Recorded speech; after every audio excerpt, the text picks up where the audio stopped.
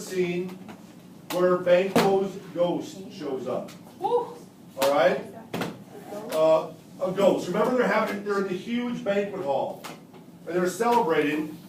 And Banquo and Fleance are supposed to be there, but obviously they're not. So instead of Banquo showing up, Banquo's ghost shows up. And remember, you've got this.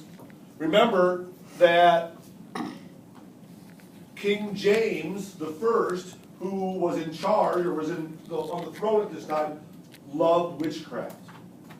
That's why he put the witches in there. That's why he throws Banquo's ghost in there. That's why he throws Banquo's bloody ghost in there. All right? Because James loved this kind of stuff. Okay? So, here's what happens. As the banquet begins, one of the murders report on Banquo's death and Fleance's escape. Macbeth is disturbed by the news and even more shaken as he returns to the banquet table and sees the bloody ghost of Banquo. Only Macbeth can see the ghost, and his terrified reaction startles the guest.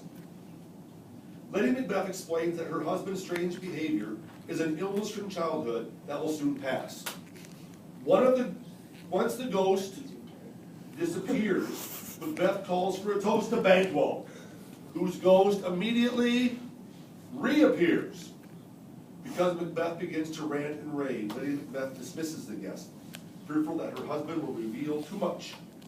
Macbeth, alone with his wife, tells of his suspicions of Macduff. Remember, Macduff is back home in Fife, all right, or not at the banquet, okay, absent for the banquet. He also says he will visit the witches again, and hints at bloody deeds yet to happen. This is not going well for our king and queen. Macbeth, you're on. You know your own degrees. Sit down at first and last, the hearty welcome. Thanks to your majesty. Ourself will mingle with society and play the humble host. Our hostess keeps her state, but in best time, we will require her welcome. Pronounce it for me, sir, to all our friends, for my heart beats thereof. As he kind of sneaks away from everybody because he sees the murderer at the side door. See, they encounter thee with their hearts faint. Both sides are even. Here I'll sit, I the miss. Be large in mirth, and will drink, I'll measure the table round. There's a blood upon thy face. 'Tis Banquo's then. 'Tis better thee without than he within. Is he dispatched? My He lord, did. his throat is cut, that I did for him. Thou art the best, oh, thou cutthroats, yet he's good that did the like for fleance. If thou didst it, thou art the non-imperial. You are a great murderer because you killed Banquo. But if you got Fleance, you are the best of the best. Most royal sir, Fleance is escaped. Now he's freaking because he's aside now. So you taking notes on this? I'm so proud of you. Then comes the fit again, Pay attention.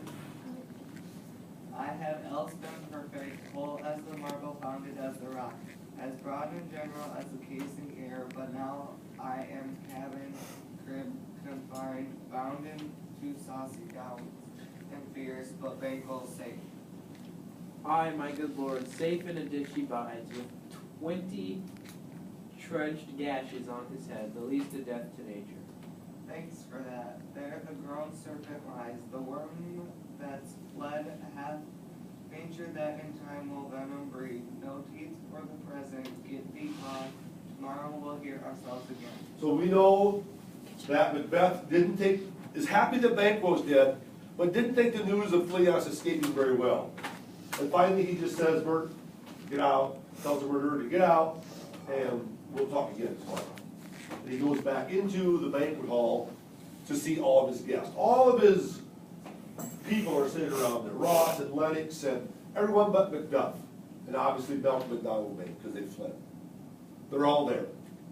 All right? So in he comes.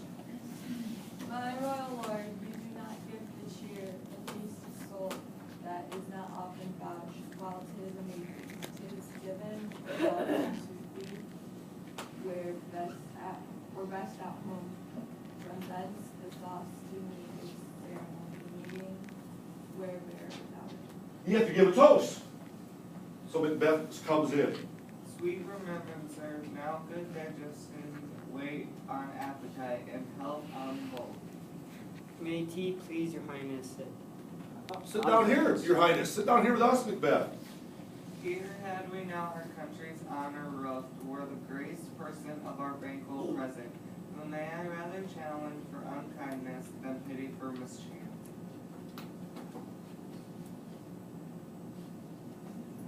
Who's Ross? I was supposed to be Lennox. But Just say the I'll wrong. just take Ross. was that his absence, sir, lays blame upon his promise, please to your highness, to grace us with your royal company. The table's full. Here is a place reserved, sir. Where? Here, my good lord. What is tea that moves your highness? Okay, so basically, Macbeth is standing here, and he had just given the toast, all right? And he comes to a table like this one, and he says, hey, why don't you sit here with us, Macbeth?